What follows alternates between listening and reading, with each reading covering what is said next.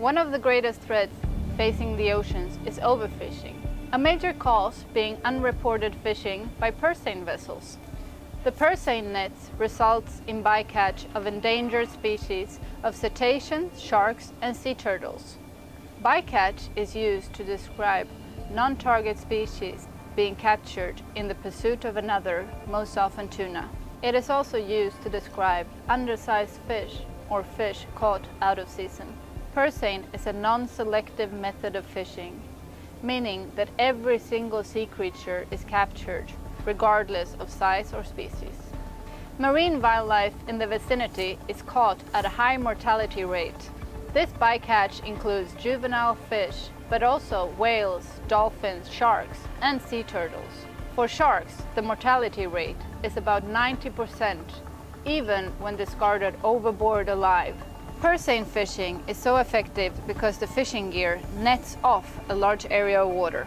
A massive net up to 2 kilometers long is used to encircle a school of fish. Once set, the bottom of the net, which can be as deep as 200 meters, is pulled close. The fish are now captured in a vast pen, which can be drawn tighter and tighter until the catch is so concentrated that it can simply be scooped up and dropped into the ship. According to the UN FAO, almost 2/3 of the fish stocks are fully exploited. Another 28% are overexploited.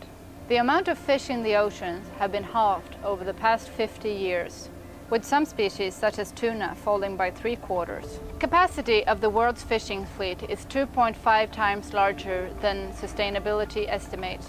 Operation Albacore has discovered that bycatch is heavily underreported. In the case of Gabon, by as much as 3 to 4 times.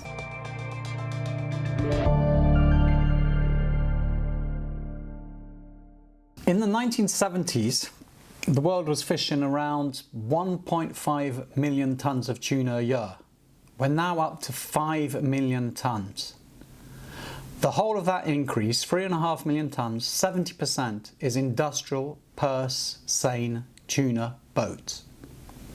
So if there's any overfishing, it's down to the purse seiners. They're the ones that are overfishing. Purse seine boats are owned by major multinational companies. They have nothing to do with the local community. They might own local companies, but they're not local. It's international capital and it's international organization, and it's structured for tax effectiveness, of course.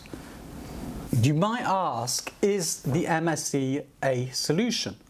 After all, the MSC is promoted as a gold standard of sustainability, really a leader across the world for sustainability. So you would expect that none of this is happening on MSC boats. Unfortunately, that's not the case. According to many independent reports that are easily accessible from NGOs, from experts, even WWF, who is the founder of the MSC, is often found criticizing various MSC certifications, amongst which a number of the tuna certifications. So we have, for example, this report here, Slipping Through the Net, May 2022, so very recent.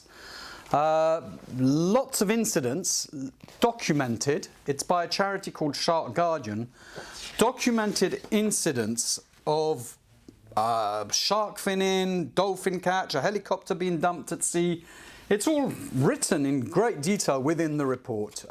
You have BirdLife International here with the bycatch of birds. There's a general document by Bloom, the sham of the MSC.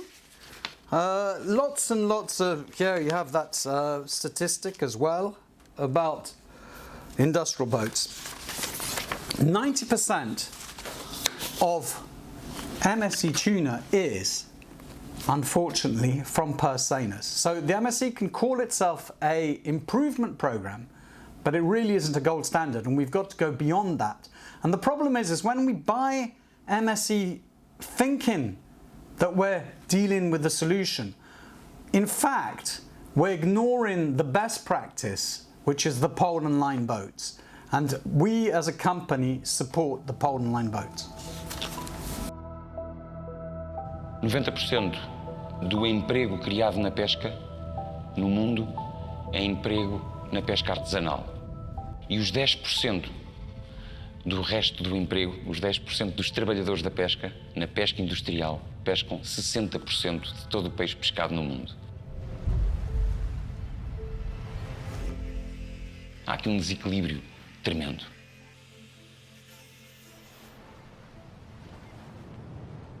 A pesca do atum dá trabalho basicamente em 3 frentes. Quem pesca, os pescadores, as tripulações, os mestres, as fábricas, as conserveiras, que empregam maioritariamente mulheres, aquelas que elaboram diretamente o produto, e a parte dos estaleiros. Em Santa Maria temos 30, 40 famílias que dependem desta safra de saltivara. Temos 13 ou 14 barcos aqui a pescar o atum e 7, 8, 9 homens em cada embarcação e esses tripulantes, todos eles têm famílias para sustentar.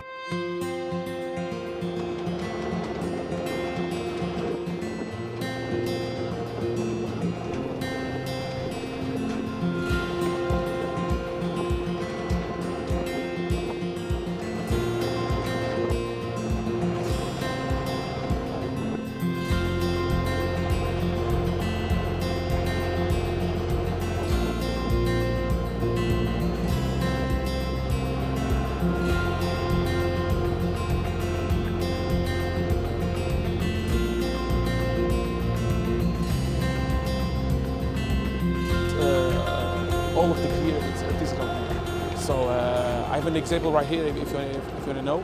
This is the one kind of the pole that they use it to catch the fish. This is a simple pole made of bamboo, so it's a natural material with just a simple hook. I'm going to try to take him out. And you can see that one big detail is that this hook is barbless.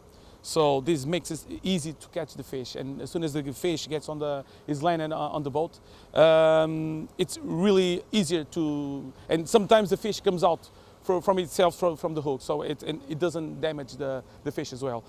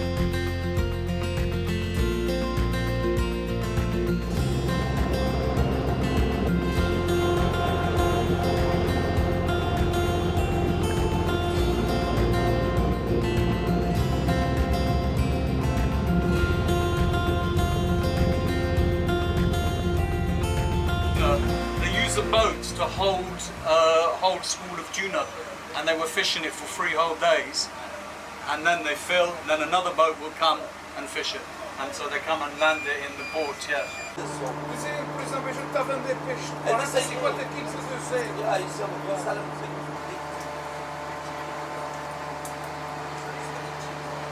So the Açores Fisheries Observer Program, we have to guarantee the dolphin safe certification. So it was created on 1998, and we have to ensure that during the tuna catches, we are not have the intentional mortality of cetaceans or molestation of them. So basically we are there as scientific observers in the boats.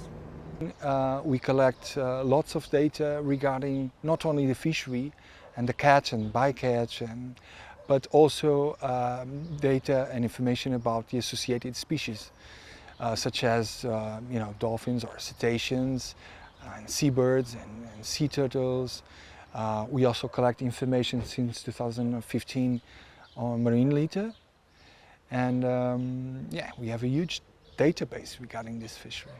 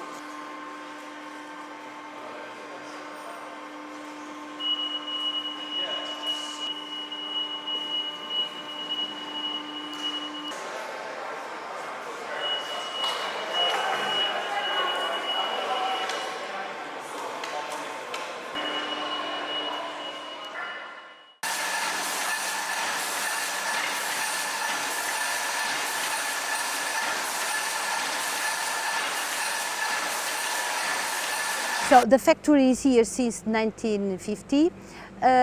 This cannery is the only one in São Jorge Island. It's one of the 9 islands of the Açorian archipelago. And this cannery was built here because to take advantage from the availability of the tuna, because as you know, as you can see, we are just 10 minutes away from the sea, so we are starting the season of the tuna. We only process skipjack, and there's the pretty available in the water. So that's the reason that they built the cannery here. Can you describe a little bit what is going on inside the cannery?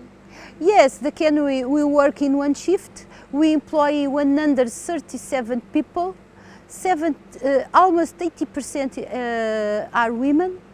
So exactly, it's 109 women inside, and it's to reinforce our social responsibility, because there's no much places to women work here in this island. We only process the whole tuna. We don't buy any loins wherever in the middle of the Pacific. We only use the whole fish, and we clean it, we wash it, and we clean it again. It's going to be cooked, and after to be cooked, it will be cleaned, and to remove bones, to remove skin, because as you know, tuna has no scales, only skin, and after to cut in big loins, make fillets, chunks, and the small pieces. We use everything in glass jars, in cans.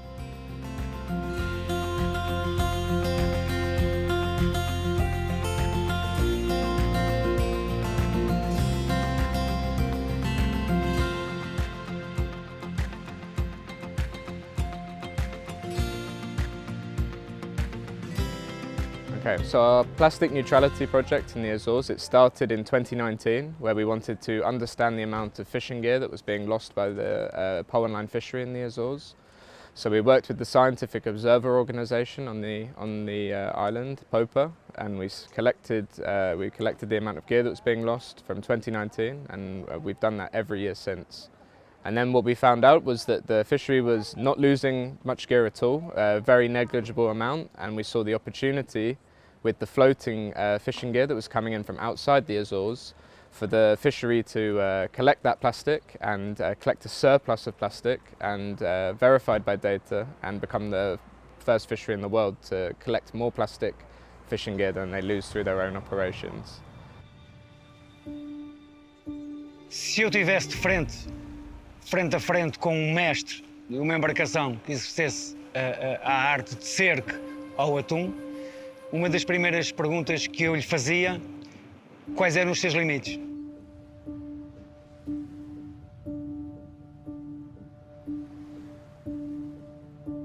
Isto já não é uma questão ambiental, isto já não é uma questão apenas social ou económica, isto é uma questão de ética ambiental, e de como nós queremos deixar o planeta, e de como queremos deixar os ecossistemas marinhos para as futuras gerações.